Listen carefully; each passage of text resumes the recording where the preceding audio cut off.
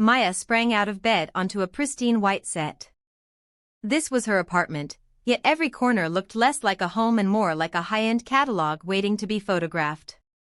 It was 5 a.m., the hour she called the golden hour, when the world was quiet and the light was perfect for manifesting her best self.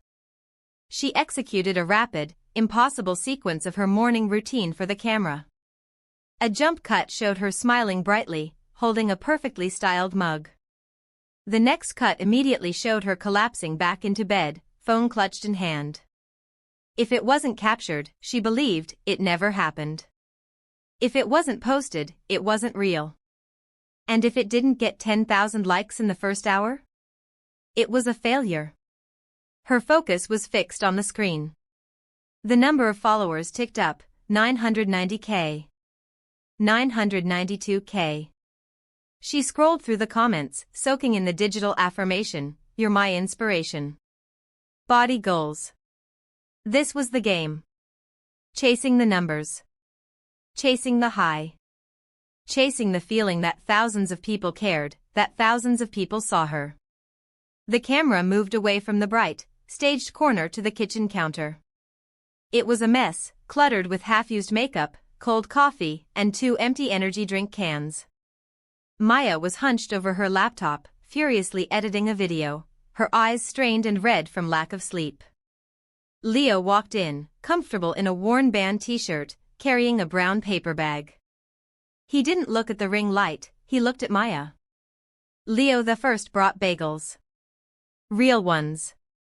Not the low-carb, grain-free, perfectly symmetrical ones that match your aesthetic. Maya, without looking up, her voice sharp, "Shoo. I'm syncing the audio on the authentic self-care routine video. The lighting is off in the middle segment. This is crucial, Leo. Crucial." Leo, gently placing a bagel next to her, "I know the lighting is crucial. But you haven't slept more than 4 hours in days. You look like the lighting on a bad Zoom call." Maya, snapping, irritation rising, "I look like a content creator grinding toward $1 million. The megacorp deal is contingent on hitting 1 million by Friday. I'm at 995K. That's 5,000 people, Leo. That's the difference between a 6-figure contract and living off affiliate links. Leo, and how much is that megacorp deal worth, exactly? Is it worth waking up at 5 a.m. to lie to strangers about how happy you are?" Maya, leaping up, pacing rapidly, "It's not lying, it's curating. It's showing them the aspiration. And it will give me the financial freedom to. Leo, softly, finishing her thought, "to finally stop?" Maya hesitated, the frenzy leaving her for a fleeting second. She quickly shook it off. "Maya, to be secure. You just don't get the scale of this. You're happy with your 0-follower book club blog. Leo, I'm happy with reading books and having 3 friends who actually show up for my birthday. Depth, Maya. Not volume." Maya dismissed him with a sharp hand gesture and returned to the glow of the screen. "Maya, just leave me alone, okay? I need the last 5,000. Now." She embarked on a desperate, final push. A montage showed her posting a rapid series of increasingly manic, emotionally manipulative posts. She took a tearful selfie with the caption, "The pressure is immense. Send good vibes." The tears were painstakingly fake, forced with eye drops. She documented an all-nighter edit session, chugging an energy drink for the camera. She uploaded a highly dramatic vulnerability story where she talked about her journey, performing her own mental health crisis for maximum engagement. She was giving them everything, the vulnerability they craved, the tragedy they could feel good about surviving. She was exhausted, but the numbers were moving. The screen showed the count creep up, 999,997. 999,998. Leo knocked gently on the door. Leo, outside, low voice, "Maya, they're here." Maya, yelling, "Not now." A moment later, the screen flashed with celebration graphics. 1 million, Maya let out a ragged, silent breath of pure, nervous relief. She collapsed back into the chair, gripping the edge of the desk. Maya, whispering to herself, I did it. I actually did it. The door opened. Leo stood there, genuinely happy for her success, though wary of its cost. Leo, they're downstairs.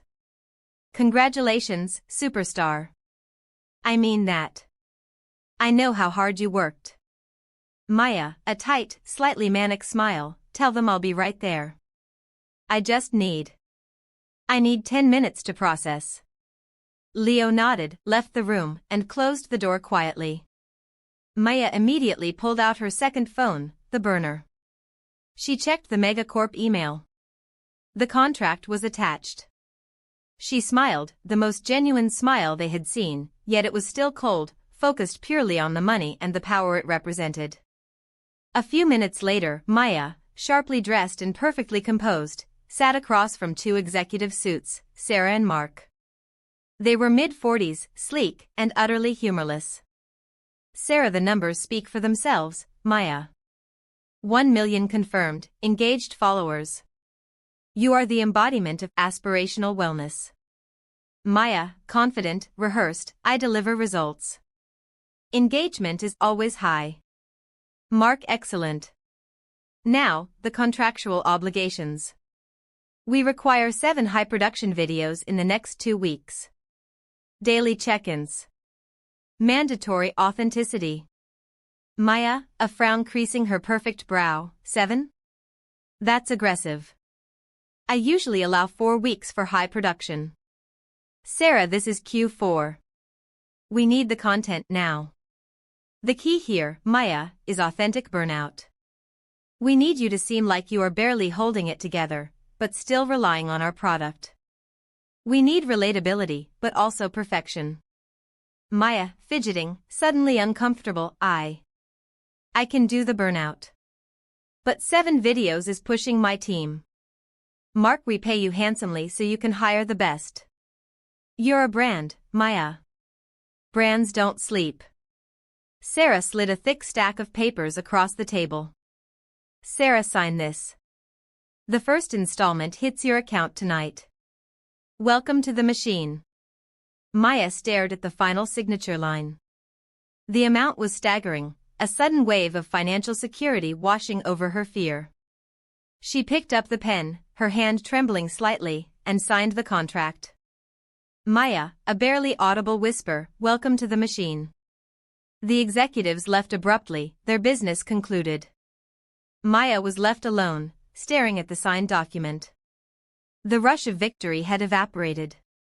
She was already looking defeated, the impossible timeline weighing down on her shoulders. The silence of the apartment felt deafeningly empty. Maya stared at the signed contract. The 2 executives had vanished as quickly as they appeared, leaving behind a silence heavier than any cheering crowd.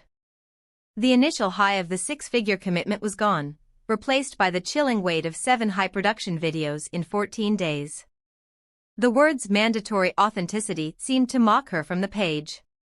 She grabbed her phone, the real phone, not the one for filming. Her fingers flew across the screen, calculating lighting rentals, editor costs, and how little sleep she could survive on. Her heart rate was climbing, a frantic drumbeat in her ears. Leo walked in, holding 2 mugs of tea. He looked concerned, not congratulatory. Leo, did they leave you enough air to breathe? You look like you just signed away your soul for a year's supply of branded protein shakes. Maya scoffs, forced lightness, I signed a contract that makes me financially independent. This is the big leagues, Leo. This is it. I just need to survive 2 weeks. Leo, survive? It sounds like you need to live. Maya, pacing, ignoring him, the first concept is the power of early rising. I need to be at the gym at 4:30 a.m. tomorrow to get the sunrise shot, but I need to shoot the nighttime calming routine tonight. I have to look refreshed, but also relatable burnt out, which means I need heavy contouring, but no one can know I'm wearing heavy contouring. It's a paradox, Leo. A social media paradox. Leo puts the mugs down, serious, stop, Maya. Sit. When was the last time you ate something that wasn't designed to be photographed? Maya, waving him off, don't be ridiculous. I had a kale smoothie this morning that was perfectly backlit. Leo, that was 3,000 calories worth of stress editing ago. Look at your hand. It's shaking. Maya glanced at her hand. It was true. Her entire body felt like it was humming with a dangerous, electric anxiety. She sat down abruptly, pulling her knees up to her chest. Maya, I can't mess this up. This is my chance to prove everyone who doubted me wrong. My high school guidance counselor. My ex-boyfriend who said I was too much. I need to be perfect. Leo, sitting opposite her, close but not crowding her, you want to prove them wrong by destroying yourself? You're chasing external approval when the only approval that matters is yours. And mine. I'm right here, Maya. I see you. The one without the filters, the one who watches terrible sci-fi movies and eats Cheetos in bed. That Maya is enough. Maya, eyes welling up, furious at her own weakness, no, she's not. That Maya doesn't get a six-figure deal. That Maya is irrelevant. Leo, I have 1 million people watching me now. 1 million. That's powerful. Leo, and how many of those million would actually answer the phone if you called them at 3 a.m. because you were scared? How many? Maya swallowed. She knew the answer. Leo just looked at her, his expression a simple, heartbreaking mixture of love and concern. Maya, muttering, just me and you, I guess. Leo, softly, repeating the theme, one person who truly loves you is enough. The weight of his truth landed on her like a physical blow. She stood up, needing the movement to escape the intimacy of the moment. Maya, I have to shoot the nighttime routine. I need mood lighting and tranquility. Can you stay quiet? Leo the First can make you real food while you make your fake food. He started to move toward the kitchen, giving her space. Maya set up her ring light, her expression hardening back into the professional influencer mask. She needed to focus on the numbers, not the feelings. The feelings were dangerous. The next 3 days blurred into a grueling loop. Early morning gym shoots. Midday sponsored unboxings. Late-night editing sessions fueled by caffeine and desperation. Maya's skin was breaking out from stress, necessitating heavier makeup, which she then had to expertly hide on camera. She was filming herself doing elaborate skincare routines, all while her real skin was screaming beneath the foundation. Leo tried to coax her out. A simple walk in the park. A movie.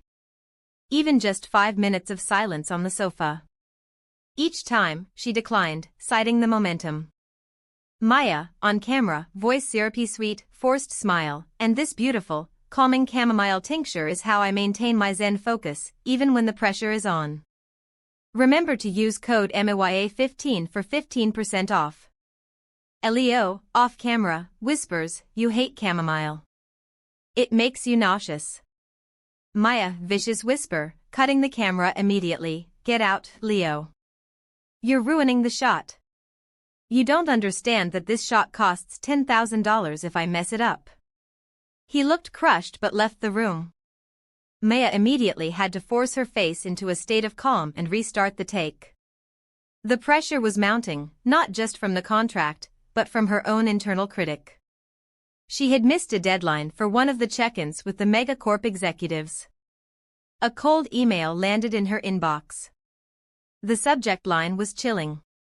Subject, urgent, content quality concerns, megacorp deal. Maya. We noticed your recent Tincture Tranquility post received 15% lower engagement than your historical average. We must maintain brand integrity. We require more passion, Maya. We need you to feel the product. Your authenticity is slipping. Please course correct immediately.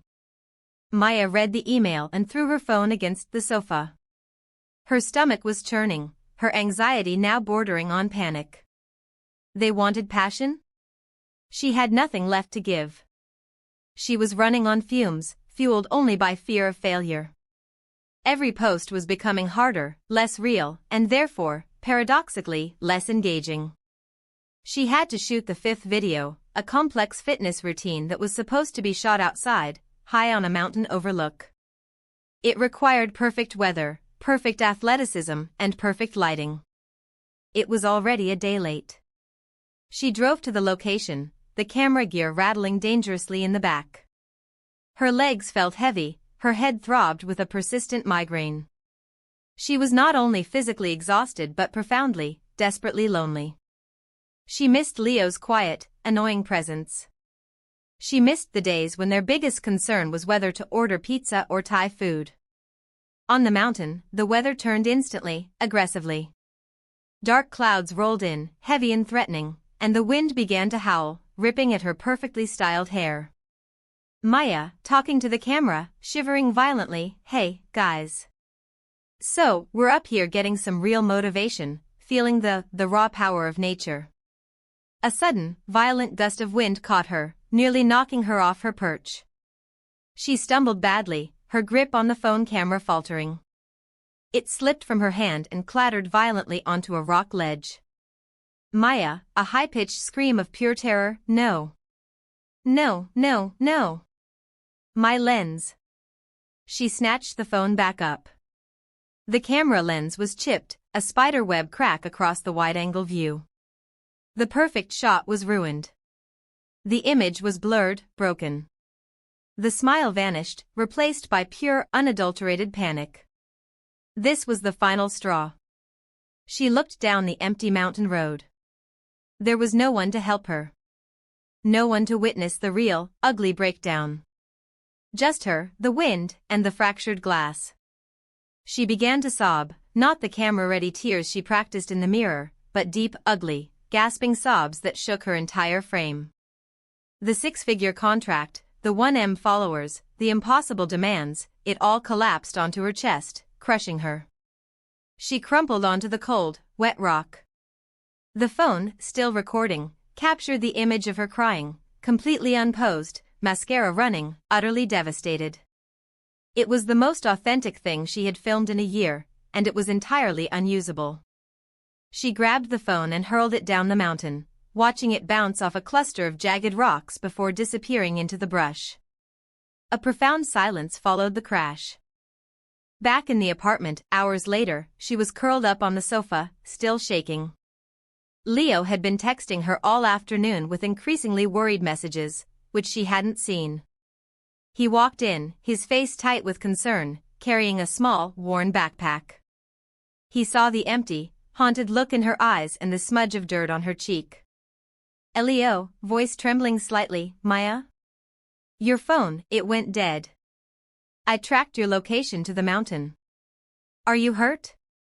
What happened?" Maya, voice raspy, hollow, "I threw it away. I threw the whole thing away. The camera. The account. The money. It's gone, Leo. It's all gone."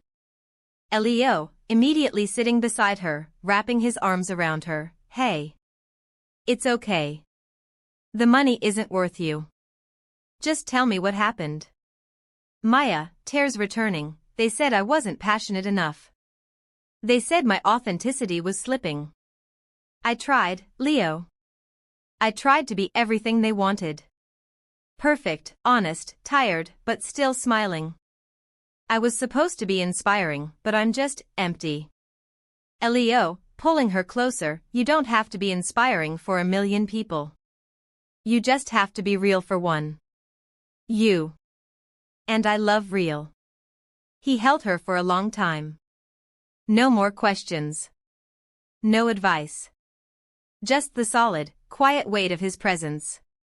After the storm of the mountain, the calm of his embrace was deafening. Maya, pulling back slightly, her eyes searching his, "I'm so tired, Leo. I'm so scared I'm a complete fraud. Without the numbers, I'm nothing. Leo, you are a person. A brilliant, funny, slightly control-freakish person who needs a massive break. Look, I didn't come here to lecture you. I came here to rescue you. He produced the backpack. Leo the First booked us a place. A friend's cabin upstate. No Wi-Fi. No service. Just quiet. We leave now. Right now. No cameras, no editing, no brands. Just us. Maya, hugging the backpack, a genuine smile forming through her tears, the megacorp deal. I have to finish the contract. They'll sue me. Leo, standing up, resolute, let them. Your peace is worth more than their lawsuit. Your health is the only contract you can't break. Come on. Get your real coat. Action. Maya stares at the spot where her laptop usually sits, then looks at Leo. She doesn't hesitate. She grabs her jacket, leaving the immaculate, staged apartment exactly as it is. She takes Leo's hand. The drive to the cabin was long, silent, and wonderfully dark. Maya watched the city lights fade behind them, feeling the knot in her chest slowly loosen. Leo drove with his usual calm competence, occasionally reaching over to squeeze her hand. They didn't listen to music, they listened to the sound of the tires on the asphalt, the quietest sound Maya had heard in years. When they arrived, the cabin was small, rustic, and smelled of pine and wood smoke. There was no television, and crucially, the Wi-Fi router was nowhere to be seen. Leo lit the fireplace with practiced ease. Leo, welcome to the 1990s. No service, no signal. Just logs and Luddites. Maya wandered through the living room, touching the dust on the old books, looking out the window at the dense forest. She felt a phantom vibration in her pocket, the constant urge to check a notification that wasn't coming. It was a physical addiction, and she was going through withdrawal. Maya, shaking her head, I feel exposed. Like I'm naked and everyone's staring, but there's no camera. Leo, handing her a thick, ugly sweater, put this on. Nobody's staring but the deer. And they don't care about your engagement rate. They spent the first day in a state of stunned quiet. Leo read a book.